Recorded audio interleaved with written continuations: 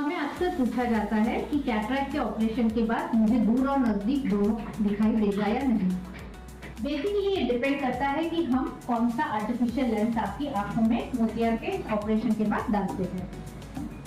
4 प्रकार के लेंसेस आते हैं।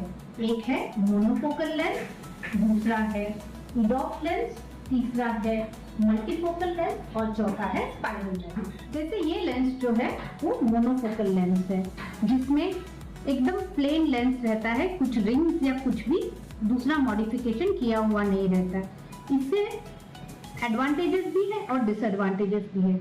एडवांटेज मोनोफोकल लेंस का ये है कि आपकी जो इमेज रहती है वो बहुत क्लियर और क्रिस्प रहती है और आपको ग्लेयर नहीं होता है।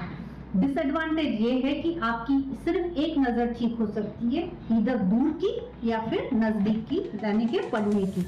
जब हम दूर की नजर क्लियर करते हैं तब आपको पढ़ने के लिए चश्मा पहनना पड़ता है।